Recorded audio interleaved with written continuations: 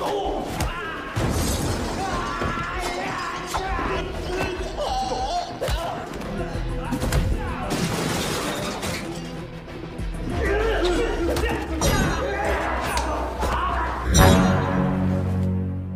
apa kabar semuanya? Semoga kalian semua sehat. Kali ini si Bray akan membahas alur cerita film berjudul The Assistant yang belum lama ini dirilis. Film ini cukup brutal sehingga cocok untuk kalian para pecinta film action. Oke, tidak usah berlama-lama, bagaimana alur ceritanya mari kita saksikan sampai selesai.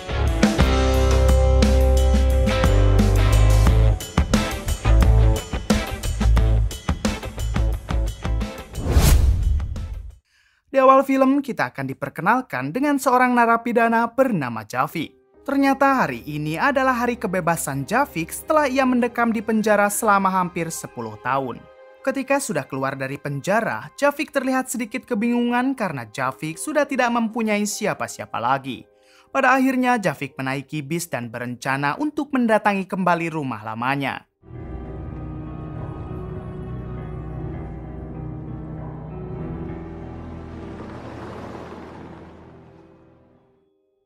Sesampainya di sana, terlihat rumah Javik yang sudah usang karena lama tak berpenghuni. Di sini Javik kembali teringat dengan kenangan bersama anak dan istrinya sebelum mereka meninggal. Diketahui anak dan istri Javik telah dihabisi oleh seseorang ketika Javik sedang berada di dalam penjara. Namun sampai saat ini si pelaku tidak pernah ditemukan oleh polisi dan kasusnya dibiarkan begitu saja.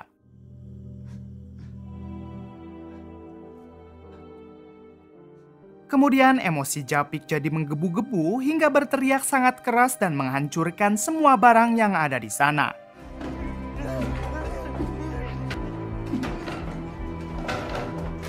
Ketika Javik sedang mengamuk, tiba-tiba ia didatangi oleh seorang pria bernama Peros. Di sini Peros meminta Javik agar menghentikan kegaduhan tersebut karena hal itu sangat mengganggu warga sekitar. Betul juga. Nih rumahku. Kemudian Javik memilih mendatangi temannya yang dulu pernah satu sel dengan Javik.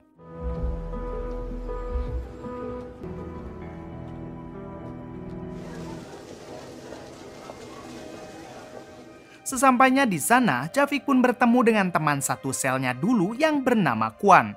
Di sini Javik meminta izin kepada Kwan agar dirinya bisa tinggal di rumah Kwan untuk sementara waktu. Kwan yang kebetulan hanya tinggal sendirian, ia pun mengizinkan Javik untuk tinggal bersamanya. Keluarga namanya. Mungkin lebih baik. Tahu pun. Keesokan harinya, Javik mendatangi salah satu sahabat lamanya untuk meminta sebuah pekerjaan. Ini dia sahabat lama Javik yang bernama Sam. Javik telah mengenal Sam dari zaman sekolah dan sekarang Sam terlihat sudah sangat mapan. So, welcome to Golden Lion Group. Setelah tahu maksud kedatangan Javik, di sini Sam menawarkan Javik pekerjaan yaitu menjadi tukang penagih hutang untuk perusahaan Sam. Ternyata Sam ini menjabat sebagai CEO di perusahaan Golden Lion yang bergerak di bidang peminjaman uang. Look around, bro. Apa yang tak halal nih? Mendengar tawaran itu, Javik meminta Sam agar memberinya pekerjaan lain karena Javik sendiri sudah tidak ingin bekerja menggunakan kekerasan. Akan tetapi Sam menjawab kalau perusahaannya saat ini hanya membutuhkan seorang penagih hutang. Kemudian Javik pun meminta waktu kepada Sam karena Javik akan memikirkannya dulu. Terima kasih, Sam. Malam harinya terlihat Javik yang kembali teringat dengan mendiang istri dan anaknya dulu. Mereka seringkali mengunjungi Javik ketika ia berada di dalam penjara.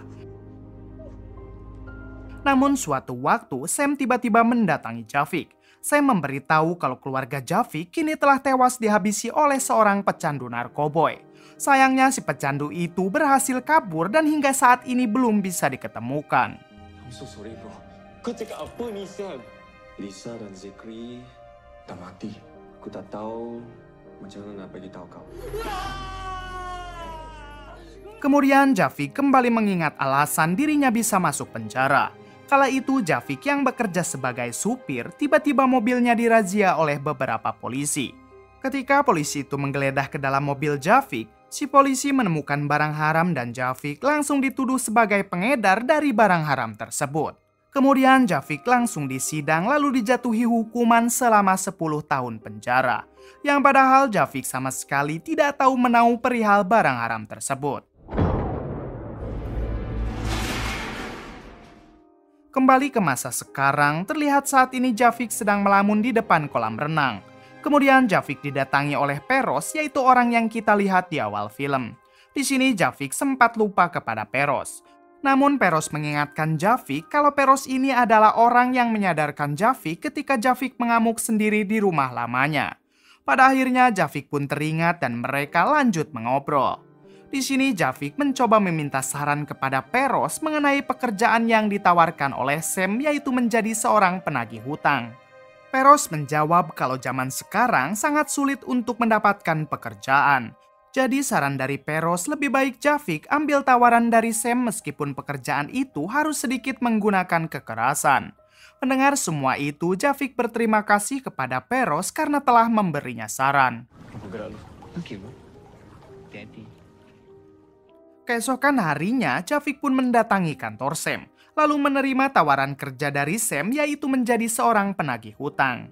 Pada hari itu juga, Jafik langsung melakukan pekerjaannya, dimulai dengan menagih sebuah konter HP yang si pemiliknya mempunyai banyak hutang kepada Sam. Di sini Jafik berpura-pura akan membeli HP untuk memancing si pemilik konter keluar. Kemudian Jafik berkenalan dengan anak si pemilik konter yang ternyata seorang hacker.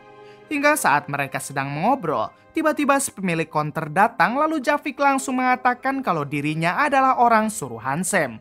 Mendengar nama Sam, si pemilik konter langsung paham kalau kedatangan Jafik yaitu untuk menagih hutang.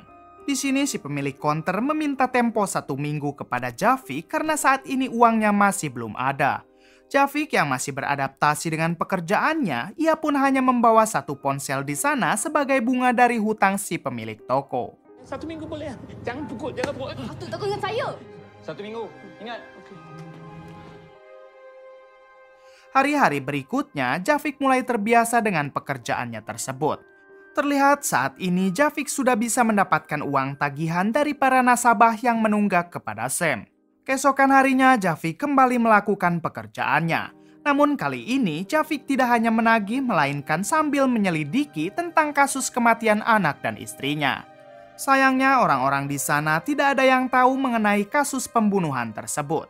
Kemudian Jafik menagih ke salah satu toko baju sambil menanyakan kasus pembunuhan keluarganya. Namun si pemilik toko baju juga tidak mengetahui kasus tersebut. Jafik yang masih mengingat kalau orang yang menghabisi istrinya adalah seorang pecandu berat, ia pun mencoba menanyakan tentang markas para pecandu. Untungnya istri dari si pemilik toko baju itu mengetahui markas para pecandu tersebut hingga Jafik langsung mendatanginya. Sesampainya di sana, Jafik malah dipalak oleh seorang pecandu berat yang berambut gondrong. Namun ketika melihat wajah Jafik, si gondrong seperti merasa ketakutan dan langsung bergegas pergi. Kemudian ketika Jafik akan pulang ke rumah Kwan, tiba-tiba Jafik dihadang oleh 3 preman yang langsung mengeroyok Jafik. Ketika Jafik sudah tidak berdaya, tiba-tiba Peros muncul dan langsung menghajar ketiga preman tersebut. Singkat cerita, kini Jafik sudah berada di rumah Kwan dalam keadaan tidak sadar. Ketika Jafik bangun, ia sangat kaget karena Peros sudah berada di sampingnya. Jafik pun menanyakan siapakah Peros sebenarnya dan kenapa ia selalu mengikuti Jafik. Peros menjawab kalau sebenarnya ia adalah sepupu dari istri Jafik. Ternyata 2 tahun setelah Jafik mendekam di penjara, Peros juga mendapat kabar kalau istri dan anak Jafik sudah tewas dihabisi oleh seorang pecandu berat. Karena hal itulah Peros tinggal di kota ini dan ia juga berencana membalas dendam kepada orang yang telah menghabisi sepupu Peros, yaitu istri Jafik. Awalnya Jafik tidak percaya akan hal itu. Namun setelah Peros memperlihatkan foto dirinya dan istri Jafik ketika waktu kecil, akhirnya Jafik pun percaya kepada Peros. Sebelum pergi, Peros mengatakan kalau sebenarnya ia bisa menyelesaikannya seorang diri. Namun karena Jafik adalah suami sepupu Peros, maka Jafik berhak membantu Peros dalam menyelesaikan semua ini. Kemudian Peros pun pergi sambil meninggalkan alamatnya di belakang foto tadi. Mama aku di belakang. Ciao. Keesokan harinya, Jafik mendatangi Peros yang tinggal di sebuah hotel. Di sana, Feroz langsung menunjukkan rekaman video ketika istri dan anak Javik dihabisi. Feroz mengatakan kalau video tersebut ia dapatkan dari tetangga Javik yang tak sengaja merekam ketika si pelaku pembunuhan itu akan kabur. Namun sayangnya video itu tidak terlalu jelas karena direkam menggunakan ponsel kentang. Di sini Feroz menyarankan Javik agar mendatangi IT untuk menjernihkan kualitas videonya. Javik yang teringat kalau dia mempunyai nasabah yang anaknya adalah seorang hacker, ia pun langsung mendatangi si hacker tersebut. Tapi dia sempat rekam video tu. Dia kejam dia tengok video tu. Sebab tu dia takut nak pergi ke polis. Aku tahu siapa yang boleh tolong kita. Pak, aku tak ada kat sini lah. Sesampainya di sana, si hacker langsung mengusir Javik karena dikira Javik akan menagih kembali hutang ayahnya. Javik mengatakan kalau ia akan menganggap lunas semua hutang ayahnya, asalkan ia mau membantu Javik untuk menjernihkan video yang sudah ia masukkan ke dalam flashdisk. Mendengar semua itu, si hacker pun setuju dan ia meminta waktu 1 hari kepada Javik. Setelah itu, Javik langsung mengajak Feroz ke perusahaan Sam untuk menyetorkan semua uang hasil tagihannya selama ini. Sesampainya di kantor Sam, Javik meminta Feroz agar menunggunya di bawah, sementara dirinya sendiri akan menemui Sam di ruangan atas. Ternyata saat itu Sam sedang di luar dan Javik hanya bertemu dengan tangan kanan Sam yang merupakan seorang wanita. Javik pun langsung menyetorkan semua uang hasil tagihannya. Di sini si tangan kanan memperingati Javik agar tidak membawa masalah pribadinya ke pekerjaan. Ternyata si tangan kanan sudah mendapat kabar jika selama ini Javik menagih sambil mencari informasi atas kasus kematian keluarganya. Terlihat Javik yang tidak peduli karena saat ini ia hanya ingin balas dendam kepada para pelaku yang telah menghabisi anak dan istri Javik. Ketika Javik dan Feroz akan pulang, Javik dihubungi oleh si hacker yang ternyata sudah selesai menjernihkan video tersebut. Dengan cepat si hacker pun langsung mengirimkan video itu ke ponsel Javik. Muka dia macam familiar. Malam harinya, Javik dan Feroz terus memutar berulang-ulang video itu untuk mengetahui siapa orang yang telah menghabisi anak dan istri Javik. Hingga setelah diputar berulang kali, Javik teringat dengan si pecandu berambut gondrong yang kemarin sempat ingin memalaknya. Javik curiga kepada si gondrong karena ketika melihat wajah Javik, si gondrong langsung pergi. Aku rasa aku kenal lah mamak ni. Tanpa menunggu lama, Javik dan Feroz pun langsung mendatangi si gondrong ke tempatnya kemarin.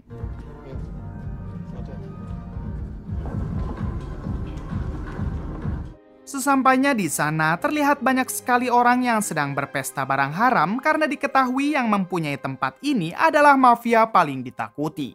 Sehingga para polisi atau militer pun tidak berani masuk ke tempat tersebut. Di sini Javik dan Feroz terus mencari si gondrong namun mereka sedikit kesulitan karena saking banyaknya orang-orang. Hingga tak lama Javik berpapasan dengan si gondrong dan mereka langsung menangkapnya untuk diinterogasi. Siapa yang upah awak untuk bunuh orang? Mana aku ada bunuh orang? Aku dah nampak bukan kau lah. Awalnya Javik dan Feroz menginterogasi si gondrong dengan cara baik-baik. Namun karena si gondrong tidak juga mau buka mulut, Feroz terpaksa menginterogasinya dengan cara yang lebih ekstrim. So what, Aku tahu kau siapa. Aku tak bunuh dia orang. Karena ketakutan, si gondrong akhirnya mengatakan kalau dia hanya disuruh oleh bosnya yang bernama Rodney. Si gondrong bersumpah kalau ia tidak membunuh istri dan anak Javik, melainkan hanya menyimpan barang haram di mobil Javik sehingga membuat Javik ditangkap lalu dipenjara 10 tahun. Mendengar hal tersebut, inilah yang dilakukan Feroz. Setelah itu, Feroz dan Javik dihampiri oleh penjaga di sana hingga keributan pun tak terhindarkan.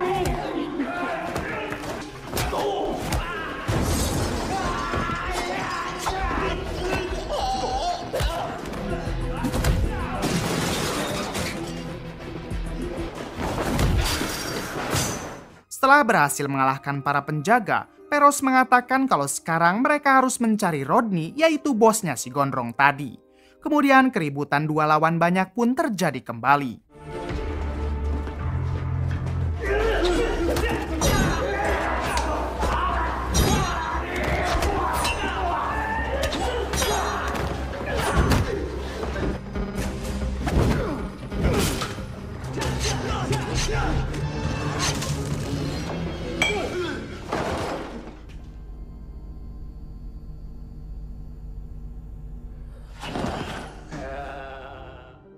Setelah berhasil mengalahkan para penjaga, Peros dan Javik berhasil menemukan ketua dari tempat itu yang merupakan tangan kanan Rodney. Di sini Peros berhasil memojokkan si tangan kanan Rodney. Hingga pada akhirnya ia bersedia mengantarkan Peros dan Javik untuk bertemu dengan Rodney. Sebelum mereka pergi, Peros tiba-tiba membakar semua uang hasil penjualan barang haram di sana yang jumlahnya hampir 15 juta dolar.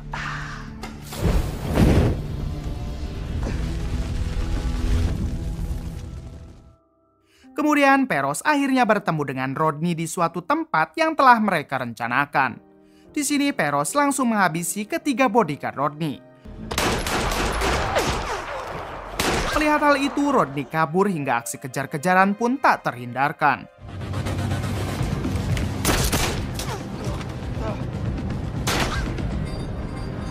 Weh, slow lah sikit.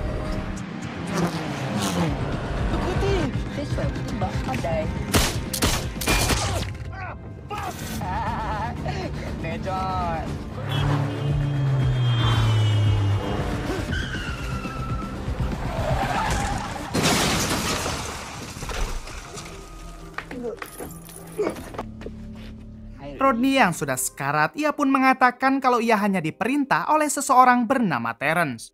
Setelah mendapatkan informasi itu, inilah yang dilakukan Peros. Mampus kau. Terence sudah bagi tahu aku pasal kau. Kau tahu aku siapa? Apa kau buat ni, Sian? Sebelum pergi, Peros mengambil ponsel Rodney untuk mendapatkan informasi lebih detail mengenai siapa Terence sebenarnya. Setelah kembali, Javik berhasil menemukan Terence melalui ponsel Rodney yang tadi dibawa Peros.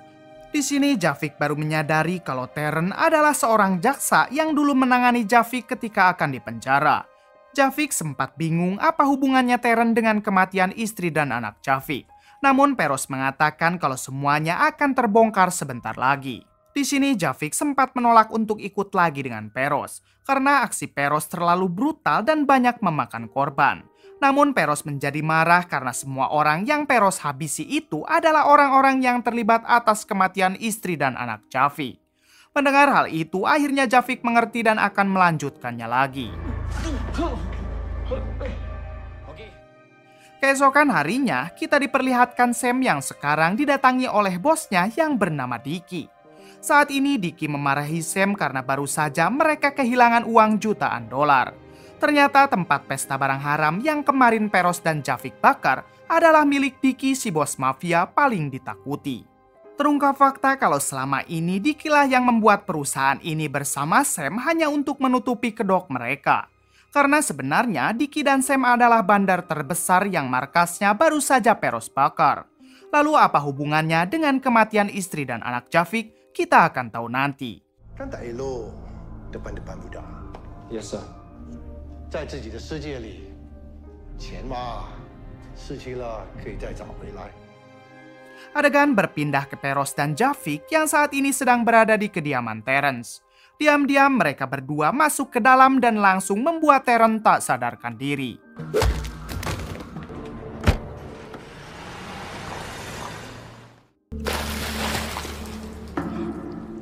Ketika Terence tersadar, ia sudah dalam keadaan terikat dan akan diinterogasi oleh Javik dan Peros. Javik langsung menanyakan siapakah dalang di balik semua ini. Namun Terence bersikeras kalau ia tidak tahu apa-apa dan mungkin mereka berdua salah orang. Peros yang tidak mau berbelit-belit, ia pun akan menyiksa Terence dengan cara yang lebih ekstrim. Namun Javik yang tidak tega melihat penyiksaan itu, ia pun memilih pergi ke rumah Kwan, yaitu sahabatnya waktu Javik di penjara. Adegan berpindah ke si wanita yang merupakan tangan kanan Sam. Ternyata si tangan kanan sudah dikirim Sam untuk menginterogasi Kwan. Di sini si tangan kanan memaksa Kwan agar mengatakan di mana Javik sekarang. Ternyata Sam sudah tahu kalau orang yang telah menghancurkan tempat pesta barang haramnya adalah Javik dan Peros. Namun karena Kwan tidak tahu apa-apa, si tangan kanan dan para anak buahnya menghabisi Kwan saat itu juga. Beberapa jam kemudian, Javik pun datang dan ia dibuat terkejut setelah melihat Kwan yang sudah tidak bernyawa. Tak lama datang juga Peros yang sudah mendapat informasi dari Terence siapa dalang di balik semua ini. Peros pun mengatakan kalau istri dan anak Javik dihabisi oleh Sam, yaitu sahabat dekat Javik sendiri. Sam. Dengan cepat Javik langsung mendatangi Sam. Namun sayangnya Javik terlebih dahulu ditangkap oleh para anak buah Sam. Ketika Javik sadar, Javik sudah berada di hadapan Sam dan di sini semuanya terungkap. Ternyata dari dulu Sam sangat mencintai istri Javik. Namun sayangnya istri Javik lebih memilih Javik untuk menjadi suaminya. Setelah Javik mempunyai anak, Sam masih saja tidak bisa melupakan istri Javik dan dari sinilah Sam mempunyai niat buruk kepada Javik. Sam memerintahkan si Gondrong untuk menjebak Javik dengan memasukkan barang haramnya ke mobil Javik. Kemudian Sam juga membayar Terence si jaksa agar bisa memenjarakan Javik selama 10 tahun. 10 tahun dalam penjara, kau untunglah. Tapi tak apa. 2 tahun setelah Javik dipenjara, Sam mendatangi istri Javik berniat untuk menikahinya. Akan tetapi istri Javik menolak sehingga Sam berniat akan memperkaosnya. Namun saat itu anak Javik berhasil melukai kaki Sam dengan sebuah pisau. Hingga dengan terpaksa Sam membantai mereka semua. Mendengar semua itu tentu Javik sangat marah karena dia tidak menyangka sahabat dekatnya tega melakukan hal seperti ini. Kemudian tangan kanan Sam menembak Javik hingga membuatnya tewas.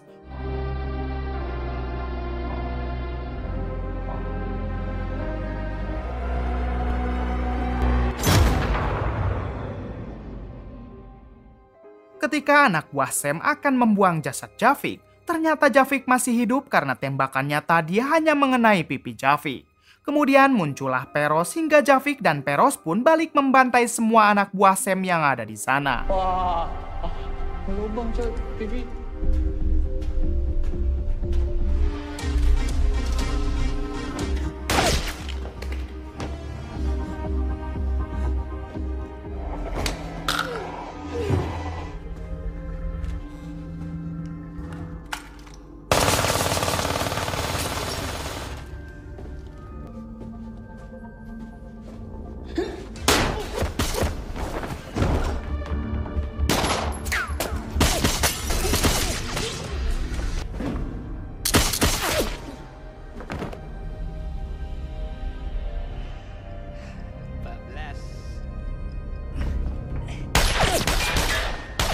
Kini Peros dan Javik tinggal berhadapan dengan si tangan kanan Sam. Di sini si tangan kanan berhasil menembak Javik lalu berduel dengan Peros menggunakan tangan kosong.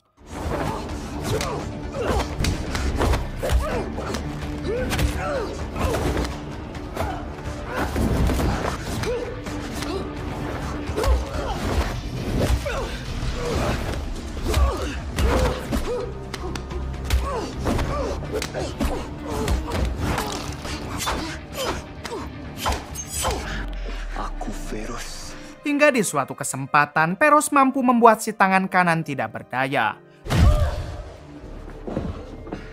Javik kembali bangun dan langsung menghabisi si tangan kanan tersebut.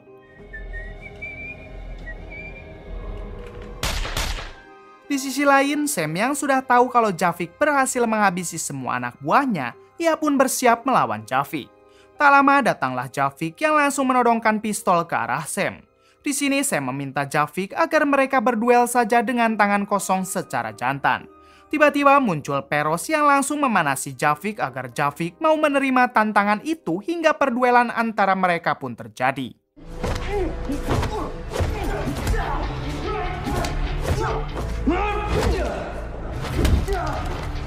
Di tengah perduelan terlihat Peros yang malah membantu Javik untuk mengalahkan Sam.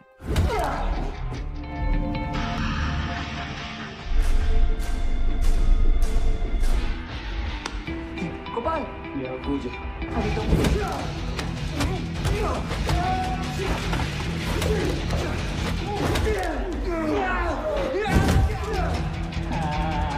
Ini cat. Tak mau.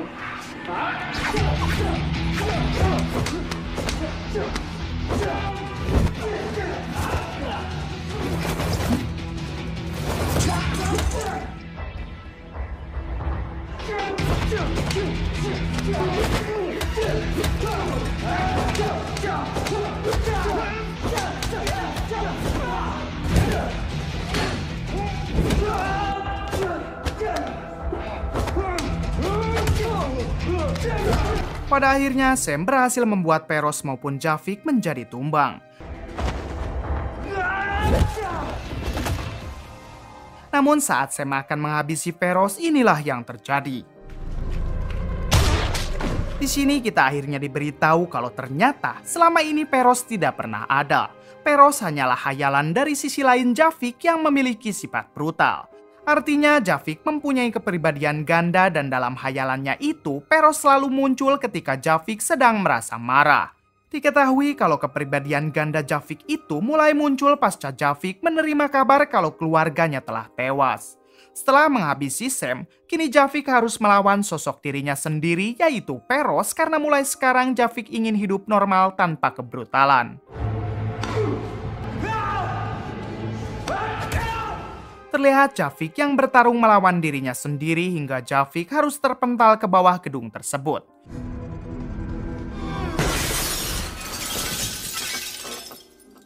Kemudian Javik diselamatkan oleh seseorang.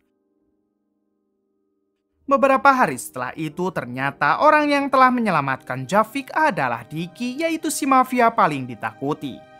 Diki rupanya kagum kepada Javik karena hanya dengan sekejap Javik mampu menghancurkan semua bisnisnya dan menghabisi semua anak buahnya termasuk Sam. Di sini Diki mengajak Javik agar mau bergabung bersamanya. Diki juga akan menjadikan Javik sebagai CEO baru di perusahaannya menggantikan Sam. Mendengar hal tersebut, Javik pun mengambil pulpen dari Diki, lalu inilah yang dilakukan Javik. Javik menghabisi Diki karena Javik menganggap kalau Diki pasti terlibat dalam kasus kematian keluarganya. Kemudian film pun tamat. Oke, terima kasih yang sudah menonton dan mohon maaf bila banyak kesalahan. Salam dari Prime Movie.